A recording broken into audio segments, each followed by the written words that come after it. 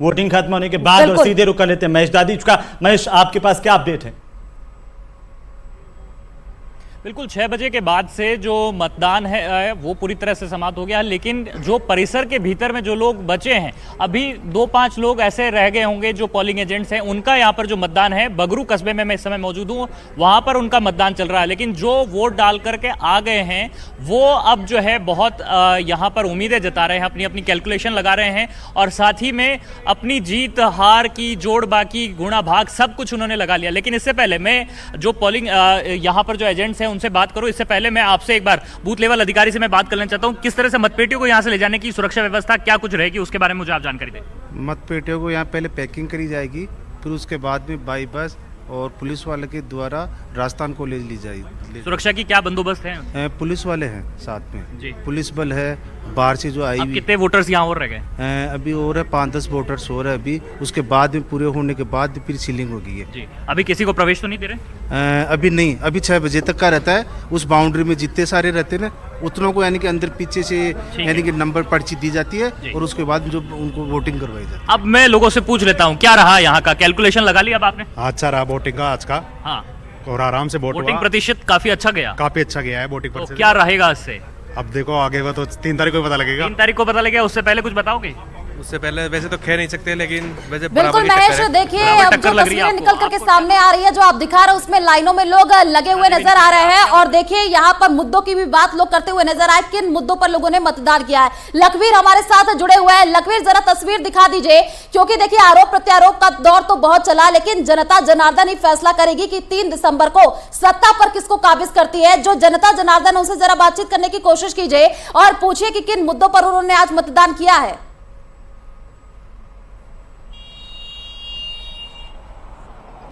जी बिल्कुल श्रुति, और तमाम जो वो प्रत्याशी जो अपने भाग्य को आजमा रहे थे आज, उनका किस्मत जो है वो मतपेटी में बंद हो गई, और 3 दिसंबर को तमाम परिणाम आ भी जाएंगे। तमाम जो लोग जो अपने मताधिकार का प्रयोग कर कर आए हैं, उनसे मैं जानूंगा कि आखिरकार उन्होंने अपने मत का जो प्रयोग किया है वो किन मुद्दों को आधारित किया है। आप वोट डाल चुके हैं, अब मतदान जो है वो समाप्ति हो गया। अब जो लोग अंदर मौजूद हैं पोलिंग बूथ के, वो अपना मताधिकार का प्रयोग कर सकेंगे। किन मुद्दों को आधार मानते हुए मतदान किया है? देखिए, सबसे पहला मुद्दा तो हमारा देश हित है। आज देश सर्वोपरि है, धर्म सर्वोपरि है, और हमारी संस्कृति सर्वोपरि है। आज राजस्थान में जो तुष्टीकरण की नीति है, देश विरोधी या धर्म विरोधी जो योजनाएं और जो कार्य किए जा रहे हैं, वो किसी से छुपे हुए नहीं है। आज इन लोगों ने ऐसा माहौल कर दिया है, अगर मैं खुलकर कहूं तो हिंदू जाति को खुलकर सांस लेने के लिए आज शायद सोचना पड़ रहा है। और जिस प्रकार के इनके कार्यक्रम चल रहे हैं, उस कार्यक्रम के अनुसार कुछ ही समय में अगर ये कांग्रेस सरकार वापस से आ जाती है, तो हम सोचते हैं कि हम हिंदू सनातनी को इस बारे में बहुत कुछ सोचना पड़ेगा।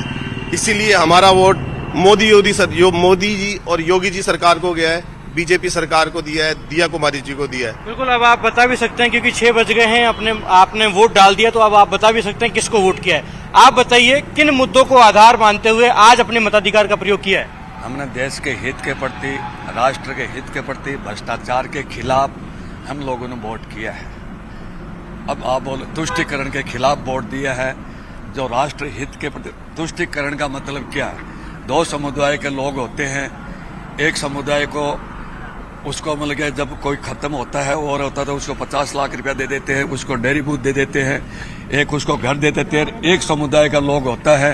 अब हिंदू और मतलब उनका ये तुष्टीकरण का बता रहा हूँ। जैसे कन्हैयालाल की हत्या हुई, उसका क्या मतलब वो उनके फूफा लगता था क्या, वो उनका कौन सा क्या लगता था, ताकि उसके अंदर वो तुष्टीकरण की राजनीति करते हैं। दूसरी ओर मतलब आज युवाओं को मतलब इतना पीछे महिला सुरक्षा की बात हो रही है, तो महिला भी हमारे साथ, इनसे बातचीत करेंगे।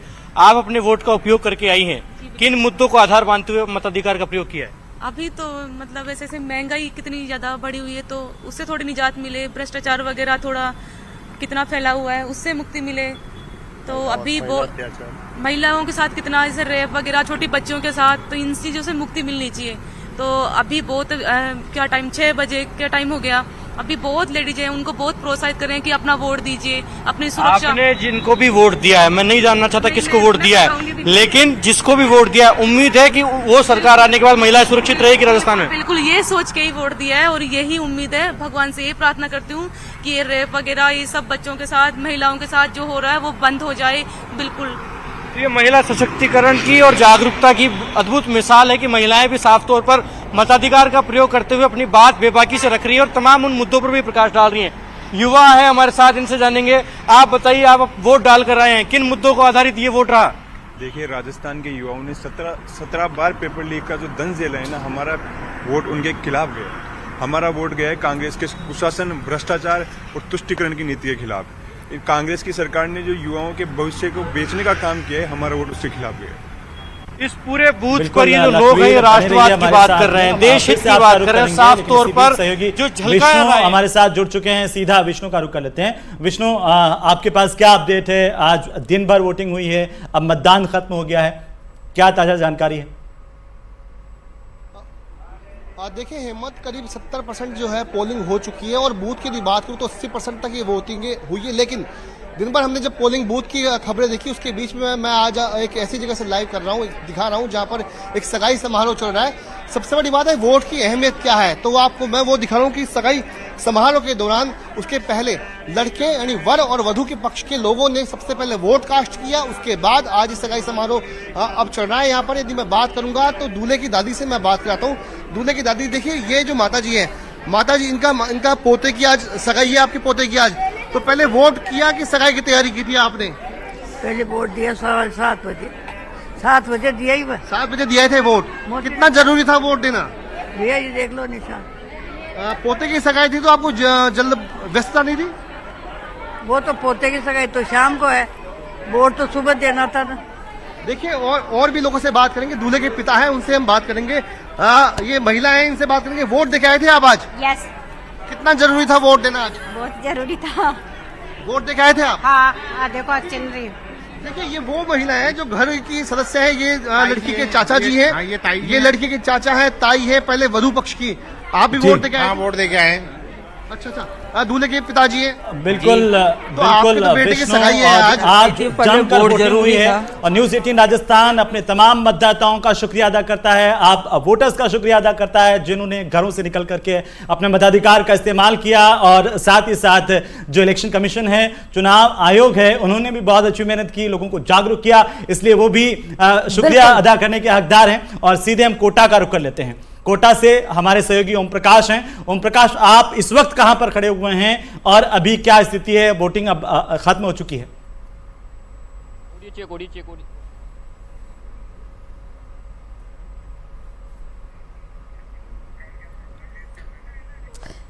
तो ओम प्रकाश, आपको आवाज मिल रही है? विष्णु के पास अब रुक कर लेते हैं। विष्णु, आप किस पोलिंग बूथ पर वहां पर खड़े हैं और क्या अपडेट है अभी तक? क्या समीकरण वहां पर रहे हैं? किस आधार पर लोगों ने वोट कास्ट किए हैं? तो बिल्कुल श्रुति, अब आज जो मतदान हुआ है, अब वो वाकई जो तमाम वोटर्स हैं, जो मतदाता हैं, वो वाकई शुक्रिया अदा करने के हकदार हैं। और न्यूज़ 18 राजस्थान अपने मतदाताओं का, तमाम लोगों का, प्रदेश के लोगों का शुक्रिया अदा करता है इस जागरूकता के लिए, वोट डालने को लेकर के। एक बार फिर से कोटा का रुख कर लेते हैं, जहां पर सहयोगी ओम प्रकाश हमारे साथ जुड़ रहे हैं। ओम प्रकाश, क्या अपडेट है कोटा से? बढ़ा हुआ मतदान प्रतिशत, क्या पिछला रिकॉर्ड जो है आज टूटा है? देखिए, 6 बजने के बाद हालांकि जो मतदान केंद्रों के दरवाजे बंद कर दिया, और जो तस्वीर है, जो दूसरी सूची आएगी कि पूरा मतदान कब हुआ, क्योंकि अभी भी कतारों में लोग मतदाता खड़े हैं। तस्वीरें हम आपको दिखाना चाहते हैं। आप देख सकते हैं कि यहाँ लंबी लंबी कतारें लगी हुई हैं। हालांकि जिन मतदाताओं ने पहले प्रवेश कर लिया था, उन मतदाताओं को ही जो है मतदान करने के लिए जो है अनुमति दी गई है। कुछ लोगों से बातचीत करते हैं। अभी तक आप मतदान कर रहे हैं, क्या कहना चाहते हैं? सर परेशान हो रहे हैं सर, खड़े खड़े बहुत पेट दर्द करने लगे सर। आधे 2 घंटे से परेशान हो रहे हैं हम, 2 घंटे से नंबर नहीं आया हमारा। देखिए, लोगों में खासा उत्साह है। 6 बजे तक लंबी लंबी कतारें थी, आधा घंटा करीब बीतने वाला है 6 बजे के बाद भी। लोग कह रहे हैं कि 2 घंटे से लाइन में लगे, क्या वजह है? क्या लाइन लंबी है या फिर मतदान धीरे हुआ है? देखिए, कुछ लोगों से जी हम कुछ लोगों से बातचीत करते हैं। कुछ लोग कह रहे हैं कि बहुत लंबा समय लग रहा है। परेशानी किस तरह की आ रही है? मशीन मिस्टेक कर रही है, कुछ कर रही है, बहुत टाइम लग रहा है उसमें। मशीन धीमे चल रही है, क्या लगता है आपको? बहुत धीमे चल रही है सर, बहुत धीमे चल रही है। नंबर 5 मिनट में नंबर आ रहा है सर हमारा। देखिए, इनका कहना कि जो मशीन है ईवीएम वो धीमी चल रही है और उनकी गति धीमी होने के कारण लोगों को मतदान करने में काफी समय लग रहा है और यही वजह है कि लंबी लंबी कतारें लग रही है। हालांकि जिस बिल्कुल ओम प्रकाश, और अपडेट आपने बताया, कोटा से आपको अपडेट बता रहे थे हमारे साथी ओम प्रकाश जुड़े हुए थे। तमाम तस्वीरें आपको अलग अलग जगह से बताई है क्योंकि मतदान अब थम चुका है, 6 बज चुके हैं। जो पोलिंग बूथ के अंदर जो मौजूद है सिर्फ वही मतदान कर सकेंगे, बाहर से एंट्री किसी की नहीं होगी। और तमाम सहयोगी स्टूडियो से आपको लगातार कवरेज दिखा रहे थे, लेकिन वक्त हो चुका है छोटे से ब्रेक का। ब्रेक के बाद भी न्यूज 18 राजस्थान पर आज 199 विधानसभा सीट पर जो महा कवरेज दिखा रहा है वो फिलहाल जारी रहेगा।